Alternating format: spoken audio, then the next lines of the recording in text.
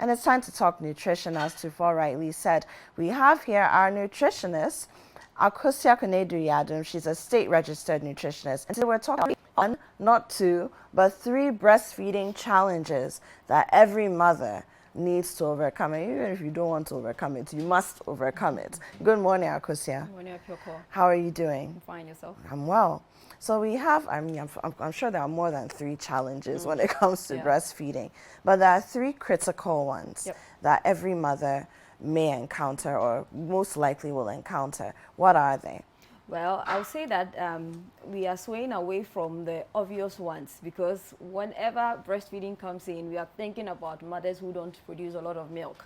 But now we have mothers who are producing a lot and they are also stressed out because they don't know what to do with the milk. And we seem to always leave them out of the conversation. So I want us to bring them in. So it is a challenge as far as production is concerned. They also have it in excess, and you can have mothers producing up to 120 bags. And it's like we need a breastfeeding storage bank where I can just go and leave my breast milk because I have more than my baby will need. And then we have engorged breast. That one is very common. We have a lot of mothers having their breast engorged. And then we have flattened nipples where it is very difficult for breastfeeding to happen. So for some babies, anytime they are feeding, you can literally see drops of milk coming out. It could be as a result of mother having too much milk or because the nipples are not out for latching on to be properly done. And so we'll help you with how to bring your nipples out, because that's a challenge that happens, especially before they are discharged from the facility. But there, you can have me around. I can just get a syringe and quickly do whatever I have to do for you. But then, once you go home, there are mothers who still go through that because some are naturally born with inverted nipples. So how do you make sure you bring it out? Because the go-to will be that, okay, keep expressing, get a breast pump and always express. But then it's very tricky if you keep pumping or expressing. Now, signals can't be sent to the brain to keep producing breast milk. And so one way to make sure breastfeeding or breast milk production goes on is to make sure that there is that contact.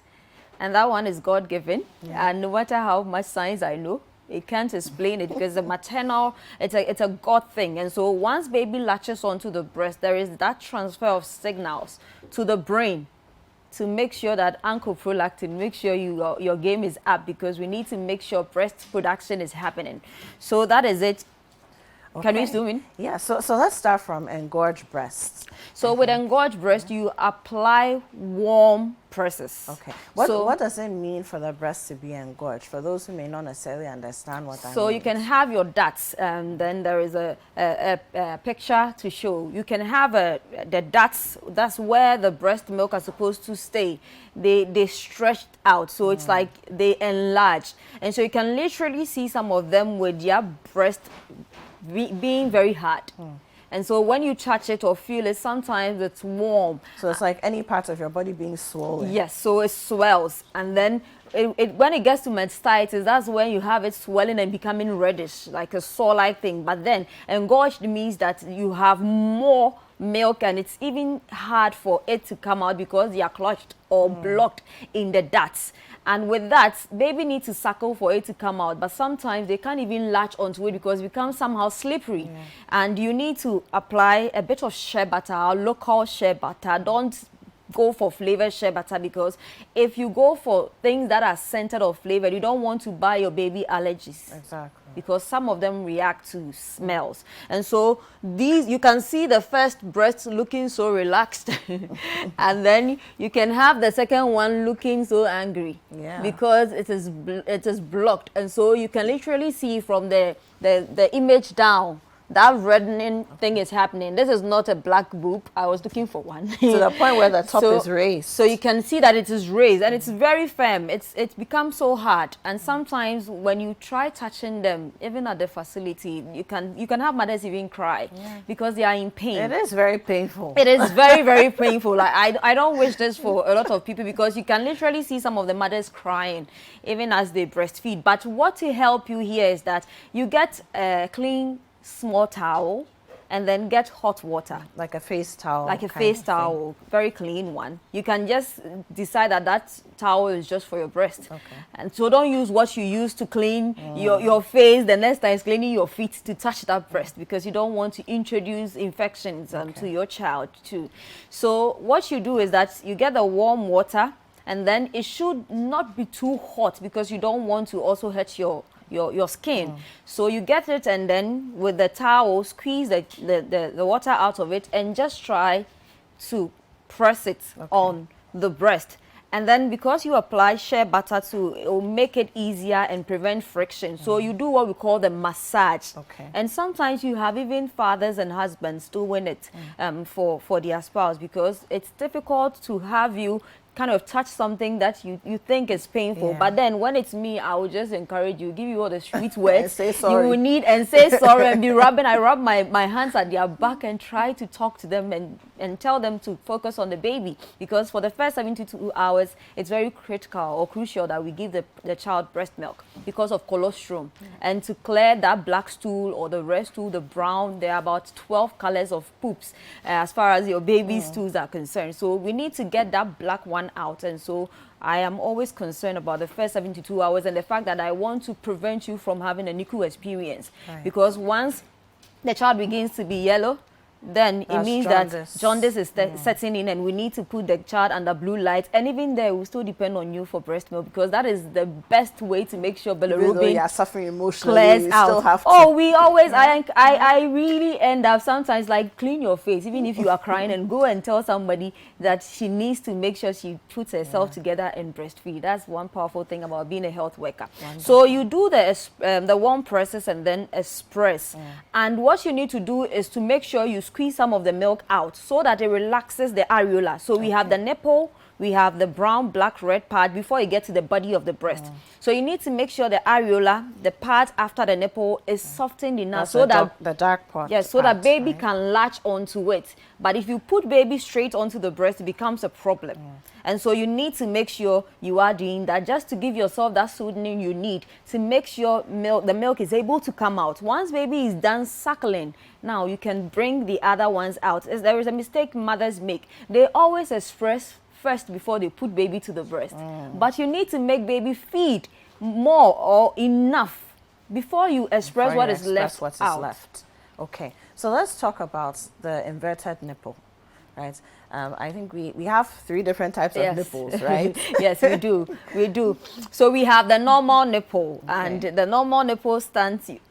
Don't get me. I almost said something that is wrong, because all breasts are not supposed to stand like this. So if yours is not standing like this, it doesn't mean don't be worried. All we need is for the nipple to be out, and then for the areola to be clear. You can clearly see the areola, or the brown black part, and then you can see the three areas of the breast standing out. The body stands out, the areola stands out, and then the nipple stands out. And then we have the other one, that is the flat nipple. So you can clearly see that you can't even see the nipple.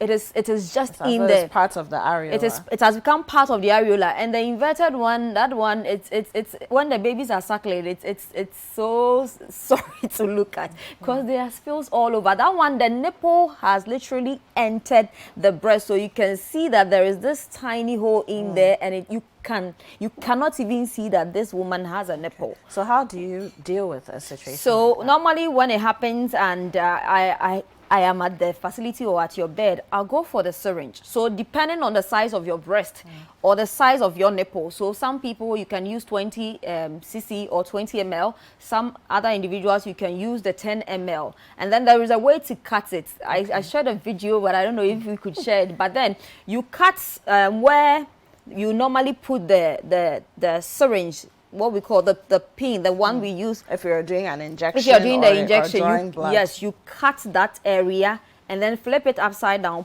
pull it out, and then insert it from the bottom. So you have the already cut area like we have here. So you see that she's just cut that area and then flipped it. So what you do is that you attach it to the breast.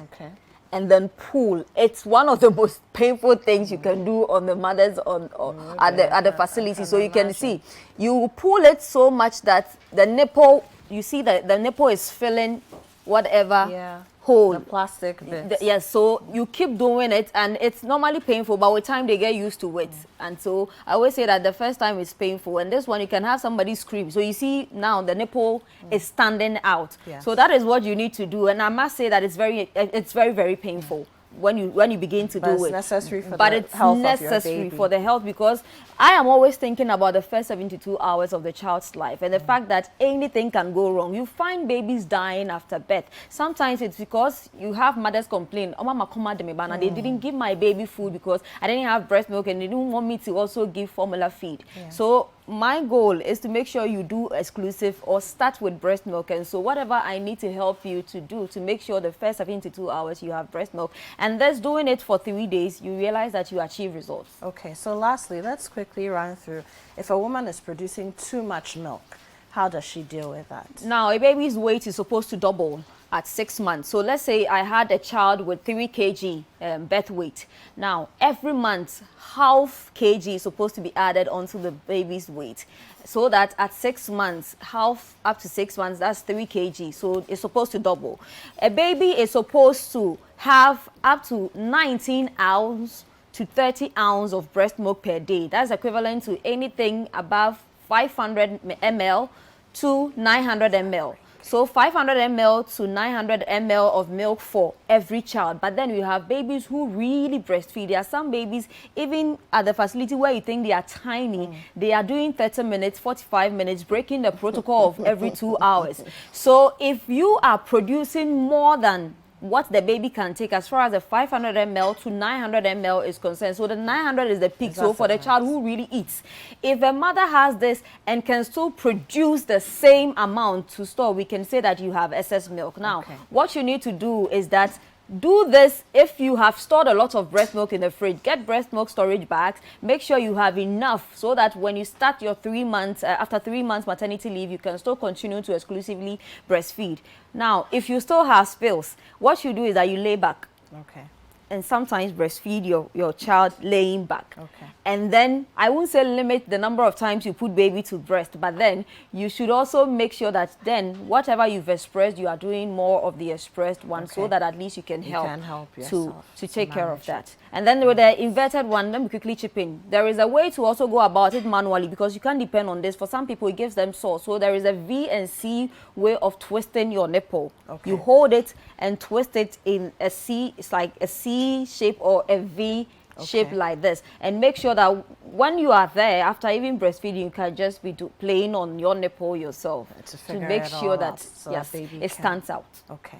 Thank you so much, Akosia. Always a pleasure. Always great to have you. Where can we find you? So I'll post this on my page. On Instagram, you can follow me at The Nutritionist Akosia. Facebook, LinkedIn, Twitter, Nutritionist Akosia. And you can WhatsApp me on 0243 350206. Okay, thank you. We've been speaking to Akosia Konedu-Yadom. She's a state-registered nutritionist, and we've been talking about 3 very important challenges that every mother must overcome when it comes to breastfeeding.